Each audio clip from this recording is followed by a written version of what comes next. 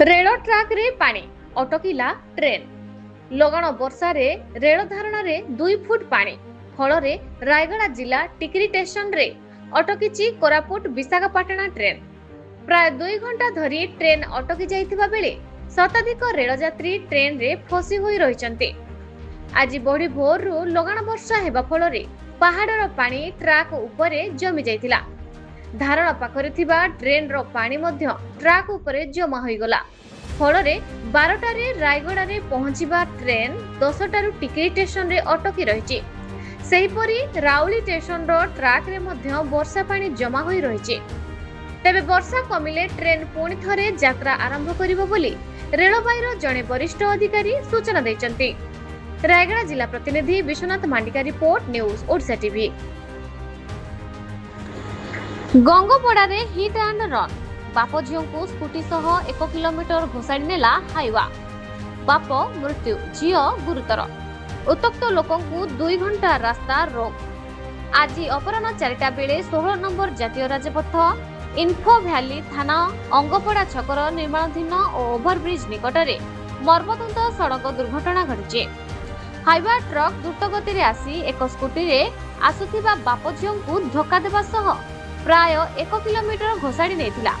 फलरे घटनास्थल रे बापांकर मृत्यु घटिथिबा बेले झील गुरुतर आहत होइचंती। मृतक हेले इन्फो भ्याली थाना गंगापड़ा ग्रामर निरंजन महापात्र बयस 50 वर्ष एवं तांको झील लिसा महापात्र बयस 15 वर्ष। अवस्था संकटपूर्ण थिबा जाना पड़िछि। लिसा स्थानीय एक घरोई विद्यालय रे 10म श्रेणी रे छात्री थिले। मृतक स्थानीय लोक होइथिबारु दुर्घटना उत्तक्त लोक 2 घंटा काल रास्ता रोक करथिले। तुरंत मृतकों परिवार को 1 कोटी टंका क्षतिपूरण दाबी होम्स निर्माण ट्रक मालिक और चालकों विरोध में दृढ़ कार्यानुष्ठान हत्या अभियोग रे गिरफ दाबी रे अड़ी बसिथिले। खबर पाई इन्फो भ्याली जटणी तोमांडो खंडगिरी भरतपुर थाना अधिकारी समेत जोन 3 एसीपी प्रशांत साहू और उपायुक्त जगमोहन मीना घटनास्थल रे पहुंची उत्तक्त लोकों को बुझासुझा करथिले। रास्ता रे होम्स निर्माण और ट्रक चालकों नाँ रे हत्या मामला करिबा और क्षतिपूरण बाबद को विचार करी निष्पत्ति नियाजिबाकू प्रतिश्रुति देबा परे रास्ता रोक हटिथिला। स्थानीय सूचना अनुसार गंगपड़ा ग्रामर निरंजनक झील लिसा निकटस्थ एक घरोई विद्यालयर जुपिटर रे 10म श्रेणीर छात्री थिले। सबुदिन परी आज भी से विद्यालय जाइथिले। अपराह्न 4टा बेले विद्यालय छुट्टी होइथिला। लिसांको बापा एक स्कूटी जोगे तांको विद्यालय आनिबाकू जाइथिले। स्कूटी जोगे आसुथुबा बेले गंगपड़ा छक अंडरपास निकटरे भुवनेश्वर रु खर्दा अभिमुखे द्रुत गति रे आसुथिबा एक हाइवा स्कूटी को धक्का देथिला। नरहंत हाइवाटी स्कूटी को सम्मुखरु धक्का देबा फल स्कूटीटी और बाप झील उत्तक्त हाइवा भितरे पशि जाइथिले एवं लाखी रहिथिले।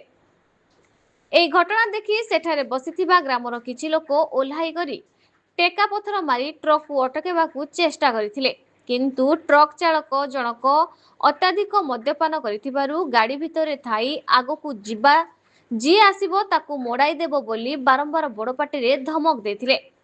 फलरे लोकमाने भयभीत होई ट्रक आगकू जाई नथिले, किंतु पछरु स्थानीय लोक ट्रक को पीछा करथिबारु ट्रकटी राजपथरु गाँ पोखरी रास्ता को गोड़ाई देथिला।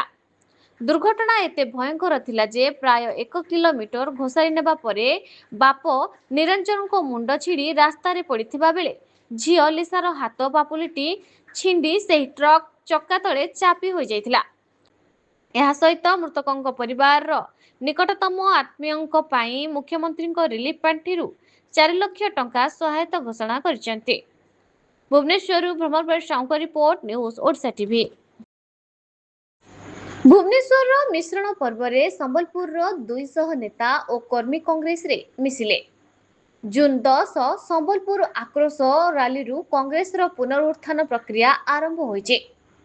गत जून 10 तारिख रे संबलपुर ठारे देशर लोकप्रिय युवनेता कन्हैया कुमार को विशाल आक्रोशर समावेशर ऐतिहासिक सफलता दलर नेता और कर्मी मनरे अफुरंत उत्साह और उद्दीपना भरी देइचे। सुदूर संबलपुर सोमवार भुवनेश्वर आसी 2 शताधिक ଯୁବନେତା ଓ କର୍ମୀ ଦଳରେ ଯୋଗଦେବା ତାର ଏକ ଛୋଟ ପ୍ରମାଣ। ଆଗକୁ ଦଳରେ ମିଶ୍ରଣ ପର୍ବ ନିୟମିତ ଭାବେ ଚାଲିବ। ଏହି କର୍ମରେ ସମ୍ବଲପୁରର ଅଷ୍ଟମ, ପ୍ରଥମ କିମ୍ବା ଦ୍ୱିତୀୟ ସପ୍ତାହରେ ସହସ୍ରାଧିକ ଲୋକଙ୍କର ଏକ ମିଶ୍ରଣ ପର୍ବ ଆୟୋଜନ ହେବ ବୋଲି ପିସିସି ସଭାପତି ଶ୍ରୀ ଭକ୍ତଚରଣ ଦାସ ସୂଚନା ଦେଇଛନ୍ତି। ପିସିସି ମିଡିଆ ବିଭାଗର ଅଧ୍ୟକ୍ଷ ଅରବିନ୍ଦ ଦାସଙ୍କ ସଂଯୋଜନାରେ ଆୟୋଜିତ ଏହି ମିଶ୍ରଣ ପର୍ବରେ ଭକ୍ତ ଆହୁରି କହିଥିଲେ, ଦଳର ଅଗଣିତ ନେତା ଓ କର୍ମୀଙ୍କ ସକ୍ରିୟ ସମ୍ପୃକ୍ତି ଯୋଗୁଁ ଗୋଟିଏ ପରେ ଗୋଟିଏ ଆନ୍ଦୋଳନ ସଫଳ ହୋଇଛି। ଓଡ଼ିଶାର ପାଠ୍ୟପୁସ୍ତକରେ 2200ରୁ ଅଧିକ ତ୍ରୁଟି ପରି ଗୁରୁତର ଅସଙ୍ଗୀତ ବିରୋଧରେ ଦଳର ଆନ୍ଦୋଳନ ଆଗକୁ ଆହୁରି ତୀବ୍ରତର ହେବ। ଉତ୍ତରଦାୟିତ୍ୱ ନେଇ ମନ୍ତ୍ରୀ ନିତ୍ୟାନନ୍ଦ ଗଣ୍ଡ ଆସନ୍ତା 7 ଦିନ ମଧ୍ୟରେ ଇସ୍ତଫା ନଦେଲେ ଓଡ଼ିଶା ବନ୍ଦ ପରି ଚରମ ନିଷ୍ପତ୍ତି ନେବାକୁ ଦଳ ବାଧ୍ୟ ହେବ ବୋଲି ଏହି ଅବସରରେ ଶ୍ରୀ ଦାସ ଦୋହରାଇଥିଲେ। ଉକ୍ତ ମିଶ୍ରଣ ପୂର୍ବରେ ସମ୍ବଲପୁରର ଯୁବନେତା ସୁଧୀର ପଣ୍ଡା, ମହମ୍ମଦ ହାସିମ, ଜିତେନ୍ଦ୍ର ପ୍ରଧାନ ପ୍ରମୁଖ ମଞ୍ଚାସୀନ ହୋଇ ବକ୍ତବ୍ୟ ରଖିଥିଲେ। ସମ୍ବଲପୁରରେ ଏକ ଐତିହାସିକ ରାଲି ପିସିସି ଆୟୋଜନ କରୁଥିବାରୁ ଉଭୟ ସଭାପତି ଶ୍ରୀ ଦାସଙ୍କୁ କୃତଜ୍ଞତା ଜଣାଇଥିଲେ। ଏହି ମିଶ୍ରଣ ସମାବେଶରେ ପିସିସିର ସଂଗଠନ ଉପସଭାପତି ସନ୍ତୋଷ ସିଂହ ସାଲୁଜା, ଆଇଆଇସି ମୁଖପାତ୍ର ଡକ୍ଟର ହମିଦ ହୁସେନ ମଧ୍ୟ ମଞ୍ଚାସୀନ ଥିଲେ। ଭୁବନେଶ୍ୱରରୁ ଭମରବର ସାହୁଙ୍କ ରିପୋର୍ଟ, ନ୍ୟୁଜ୍ ଓଡ଼ିଶା ଟିଭି।